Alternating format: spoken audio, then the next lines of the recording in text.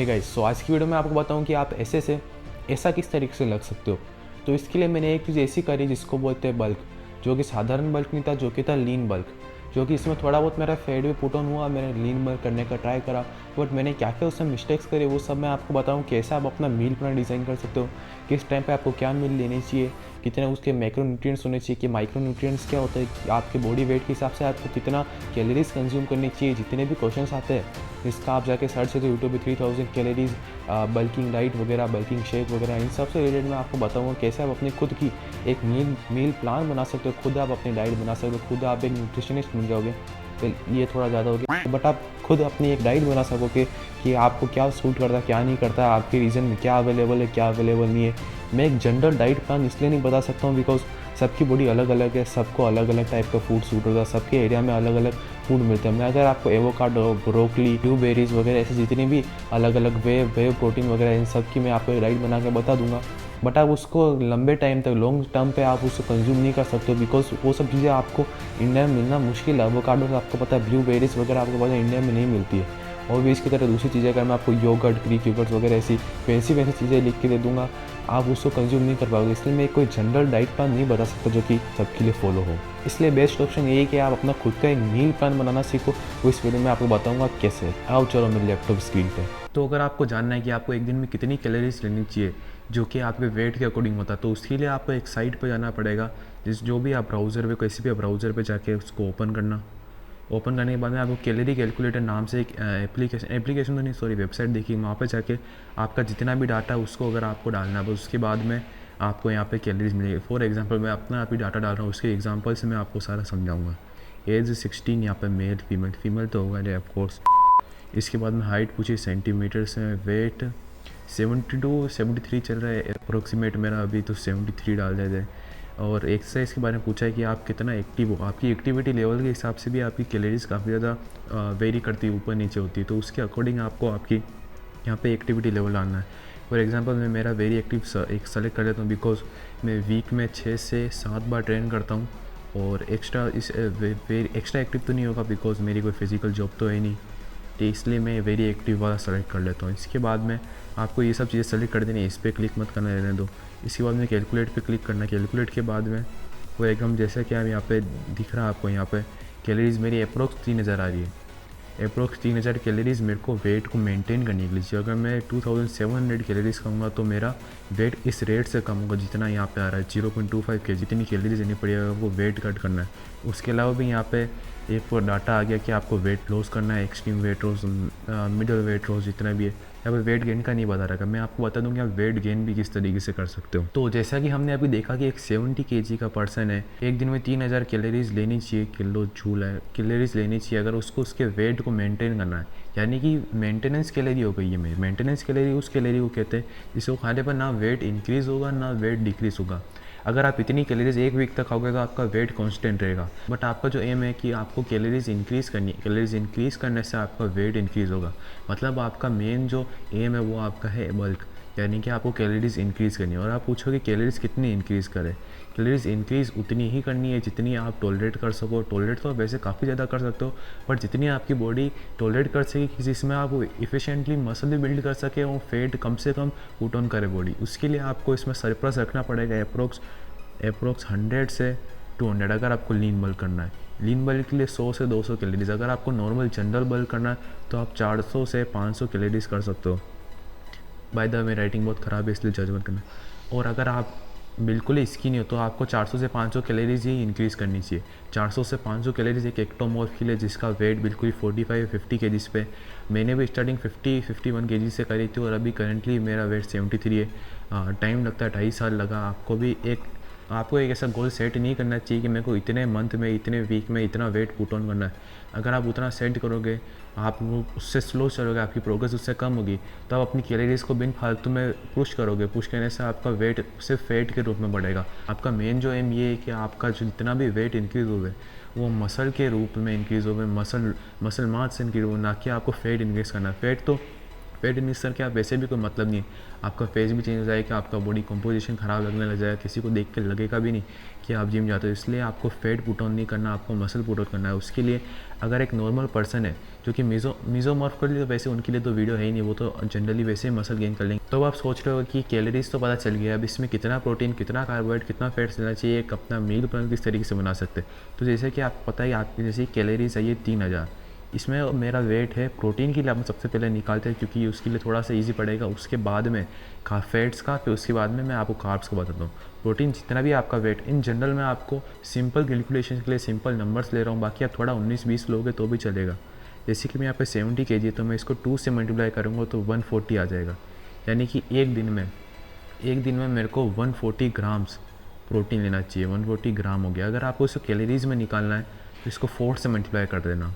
4 से मल्टीप्लाई करने के बाद में इसका नंबर, तो यानी कि आपको एक दिन में प्रोटीन से 560 कैलोरीज लेनी चाहिए। 560 कैलोरीज आपको सिर्फ प्रोटीन से लेनी है।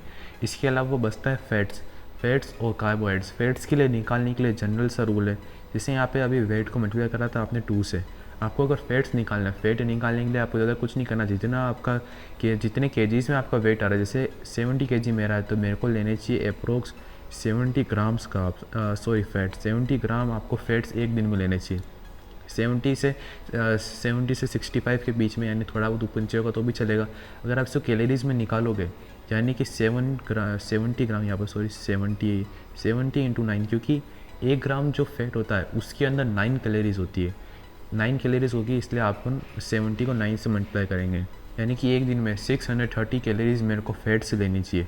थोड़ा बहुत ऊपर नीचे भी हो सकता है। इन जनरल आप 600 भी मान सकते हो, 650 भी मान सकते हो, 700 भी मान सकते हो, बिकॉज फैट्स से कैलोरीज लेना काफ़ी इजी होता है। इसका मतलब ये नहीं कि आप दिन में सिर्फ फैट्स ही खा रहे हो, बहुत ज़्यादा फैट्स खाओगे उससे आपका वेट तो इंक्रीज़ होगा, बट एक बैलेंस डाइट होना काफ़ी ज़्यादा ज़रूरी है, क्योंकि उसमें प्रोटीन की भी रिक्वायरमेंट्स होती है, प्रोटीन की भी ज़रूरत होती है, कार्बोहाइड्रेट की भी रिक्वायरमेंट्स होगी। आप जब तक आप इन तीनों चीज़ों का परफेक्ट बैलेंस में कंज्यूम नहीं करोगे, तब तक आपकी बॉडी एफिशिएंटली अच्छे से ग्रो नहीं कर पाएगी। अगर आपको अच्छे से एक बढ़िया बल्क करना है तो अगर आपने यहाँ पर प्रोटीन और फैट्स निकाले, प्रोटीन और फैट की कैलोरी जितनी भी आ रही है उसको आपको सम करना है, तो इसका सम आ जाएगा 1190 कैलोरीज मेरे को एक दिन में इन दोनों से लेनी चाहिए।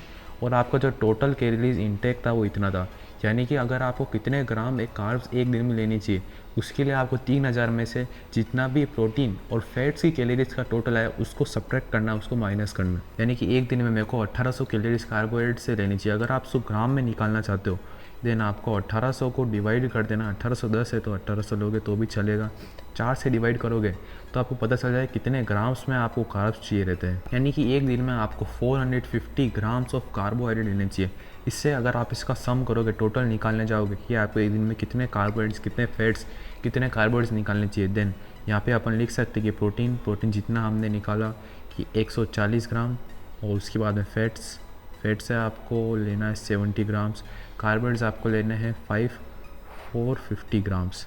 इतने आपको एक दिन में, तो इतने एक दिन में आपको मैक्रोन्यूट्रिएंट्स काउंट करने, इनका अप्रोक्स टोटल जितना आएगा 3000 आएगा, बिकॉज यहाँ पर थोड़ा सा कम ज़्यादा कर दिया था, इसलिए आपका ये एक तरीके से पूरा मील प्लान बन चुका है। अब आप पूछोगे कि हमको क्या फूड कंज्यूम करना है, तो मतलब आपको जितनी भी मील लेनी है, अगर आपको डाइट प्लान बनाना है तो उसमें आपको प्रोटीन, कार्बोहाइड्रेट्स, फैट्स, एक मील में तीनों चीज़ें होनी ही चाहिए। अगर आप वर्कआउट के जस्ट बाद में मील ले रहे हो तो उसमें से आप फैट्स नहीं लोगे, उसको हटा दोगे फैट्स को तो भी चलेगा, बट इन जनरल जब भी आप मील लो तो आपको इन तीनों चीज़ों की ज़रूरत है। तीनों मैक्रोन्यूट्रिएंट्स होने ही चाहिए आपकी डाइट के अंदर। फॉर एग्जांपल अगर आप एक मील लेते हो तो इसमें आप ले लो 2 रोटी, चावल और उसके साथ में थोड़ी सी दाल।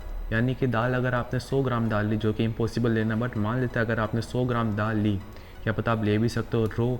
रो मतलब कच्ची दाल की बात कर रहा हूँ, पकी भी नहीं, उसको पका के उसकी क्वांटिटी ऑफकोर्स थोड़ी ज़्यादा हो जाएगी, वॉल्यूम ज़्यादा हो जाएगी।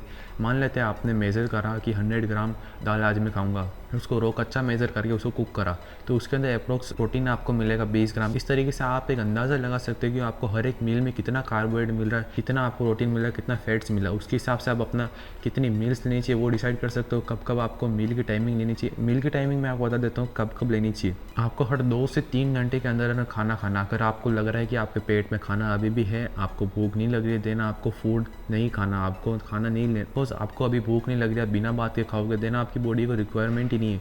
अगर आप उसको बिना बात के पुश करोगे, देना आपको उस चीज़ की नीड ही नहीं, आप क्यों कर रहे हो। और अगर आपको जानना है कि मैं एक दिन में क्या क्या कंज्यूम करता हूँ, मेरा डाइट प्लान क्या है, तो मैंने उससे पूरी वीडियो बना रखी है। इससे जस्ट पहले नहीं, इससे थोड़ी सी पहले, 1 या 2 वीडियो पहले जस्ट मैंने एक वीडियो बनाई थी अपनी फुल डे ऑफ ईटिंग पे। उसमें मैंने आपको बताया था कि मैं एक दिन में क्या क्या खाता हूँ। और मेरी ये जो मील है ये कई साल से, कई मंथ्स से सेम है, बिकॉज मेरे को काफ़ी परफेक्ट लगती है, काफ़ी सही लगती है। मैं इसमें जो चाहूँ वो इंक्लूड कर सकता हूँ, जो चाहूँ वो हटा सकता हूँ। मैं चाहूँ तो कार्बोहाइड्रेट्स की क्वांटिटी इंक्रीज़ कर सकता हूँ। फॉर एग्जांपल मैं जितने भी ओट्स खाता हूँ उसी क्वांटिटी में इंक्रीज़ कर दूँगा, तो इसमें मेरा कार्बोहाइड्रेट्स इंक्रीज़ हो जाएगा। अगर मैं पीनट बटर या घी या फिर मिल्क इनको इंक्रीज़ करूँगा, कर्ड को इंक्रीज़ करूँगा, तो मेरे फैट्स इंक्रीज़ हो जाएंगे। और अगर मैं इसके अंदर सोया प्रोटीन या वे प्रोटीन या फिर पनीर या फिर जितने भी प्रोटीन सोर्सेज है, मेनली इसमें प्रोटीन सोर्स सोया चंक्स भी होते हैं मेरे, अगर मैं इनकी क्वांटिटी इंक्रीज़ करूँगा तो प्रोटीन का कंटेंट इंक्रीज़ हो जाएगा। अगर आप एक अच्छा और सस्ता प्रोटीन सप्लीमेंट ढूंढ रहे हो तो आप लेक बेस्ड न्यूट्रिशन का प्रोटीन सप्लीमेंट ज़रूर ट्राई कर सकते हो। इनका फ्लेवर काफ़ी अच्छा है, इनके अंदर प्रोटीन ब्लेंड है कि अच्छा, काफ़ी प्रोटीन सप्लीमेंट है। इससे आपकी बल्किंग जर्नी में काफ़ी ज़्यादा हेल्प होगी। आप इसको ज़रूर बाय कर सकते हो अगर आपको प्रोटीन इंटेक करने में दिक्कत होती है, अगर आप वेजिटेरियन हो, बिकॉज वेजिटेरियन लोगों को प्रोटीन इंटेक अपना हिट करने में काफ़ी ज़्यादा दिक्कत होती है। एक दिन में कितना प्रोटीन कंज्यूम करना चाहिए वो फूड सोर्सेज से कंप्लीट नहीं हो पाता, बिकॉज वेजिटेरियन डाइट में कार्बोहाइड्रेट ज़्यादा होते हैं, प्रोटीन की क्वांटिटी कम होती है। इस वजह से आप इस प्रोटीन सप्लीमेंट को ट्राई जरूर कर सकते हो। तो गाइज इसको आप इस तरीके से कंसीडर कर सकते हो कि ये कि आपको मैं बोनस टिप दे रहा हूँ या बोनस में आपको कुछ चीज़ बताना चाहता हूँ जो कि आपकी हेल्प कर सकती है आपकी बल्किंग जर्नी में। मैंने आपको अभी कैलोरीज से जितना भी एक्सप्लेन करा वो सब आप उसको एक हाइपोथेटिकल सिचुएशन मान लो, यानी कि वो थ्योरी बेस्ड है। हर पर्सन के ऊपर ये सेम चीज़ अप्लाई नहीं होती है। सेम कैलोरीज 2 पर्सन लेंगे, भले ही उनका वेट, उनकी एक्टिविटी लेवल सेम हो, बट उनका जो बॉडी का जो मेटाबॉलिज्म होता है वो भी काफ़ी ज़्यादा डिफर कर सकता है। इस वजह से आपको एक थोड़ा बहुत तो ट्रायल और एरर करना पड़ेगा कि आपकी मेंटेनेंस कैलोरी क्या है। उसके लिए आप ये ट्राई कर सकते हो कि आप एक वीक में क्या क्या खा रहे हो, उसको आप ट्रैक करो, उसकी कैलोरीज आप निकालो, देन आप ये मेज़र करो कि आपका वेट इंक्रीज़ हो रहा है या डिक्रीज़ हो रहा है। अगर आपका वेट कांस्टेंट है यानी कि आपकी वही मेंटेनेंस कैलोरी है। तो बस आपको एक चीज़ का ध्यान जरूर रखना है कि आपकी मेंटेनेंस कैलोरी जो है वो भी चेंज हो सकती है। फॉर एग्जांपल अगर आप अभी कैलोरीज ले रहे हो 2500 आप कैलोरीज अभी ले रहे हो, और अगर आप 500 कैलोरीज इसमें इंक्रीज़ करते हो, यानी कि अगर आप 3000 कैलोरीज लोगे जो कि आपके लिए कभी सरप्लस है, यानी कि आप एक्स्ट्रा खा रहे हो, अपना बल्किंग के लिए एक्स्ट्रा फूड कंज्यूम कर रहे हो, 1, 2 या 3 मंथ के बाद में ऐसा ज़रूर पॉसिबल है कि आपकी जो मेंटेनेंस कैलोरी होगी वो 2500 से 2700 या 2800 भी हो सकती है। उस चीज़ के अकॉर्डिंग बॉडी धीरे धीरे एडजस्ट हो जाती है, क्योंकि आपने इस टाइम फ्रेम के अंदर कुछ ना कुछ मसल भी बिल्ड करा होगा, कुछ ना कुछ फैट भी पुट ऑन करा होगा। उसको मेंटेन करने के लिए आपकी जो कैलोरी इंटेक होगी, जो आपकी एक्टिविटी लेवल अगर आप सेम मानोगे तो आपकी कैलोरी इंटेक इंक्रीज़ हो जाएगा, बिकॉज आपने मसल बिल्ड करा। उसको सस्टेन करने के लिए, उसको आपकी बॉडी पे मेंटेन रखने के लिए बॉडी को एक्स्ट्रा एनर्जी की ज़रूरत है। फैट को मेंटेन रखने के लिए भी आपकी बॉडी को एक्स्ट्रा एनर्जी की ज़रूरत है। तो इस वजह से आपकी जो मेंटेनेंस कैलोरी वो इंक्रीज़ हो सकती है। अगर आपका वेट नहीं बढ़ रहा है तो आपको कैलोरीज इंक्रीज़ करते जाना एक टाइम के बाद में आपका वेट ज़रूर इंक्रीज़ होगा, बिकॉज ऐसा पॉसिबल ही नहीं कि आप खा रहे हो और आपकी बॉडी कुछ भी वेट इंक्रीज़ नहीं कर रही है। अगर आप कुछ भी वेट इंक्रीज़ नहीं कर रही, यानी कि आप जिम में, एक्सरसाइज में, आपकी ट्रेनिंग में कुछ ना कुछ मिस्टेक है, आपको उसको फिक्स करना पड़ेगा। आपकी डाइट प्रॉपर रखनी पड़ेगी, आपकी स्लीप को भी प्रॉपर रखना पड़ेगा, यानी कि रिकवरी भी आपकी प्रॉपर ऑन पॉइंट होनी चाहिए। अगर आपको इस वीडियो से कुछ जानने को मिला, कुछ सीखने को मिला है कैसे आप अपना वेट इंक्रीज़ कर सकते हो, अगर इस वीडियो ने आपकी लाइफ में कुछ वैल्यू ऐड करी तो मेरे चैनल को सब्सक्राइब कर देना, वीडियो को लाइक कर देना और फॉलो भी कर सकते हो इंस्टाग्राम पे। Thank you for watching guys, bye.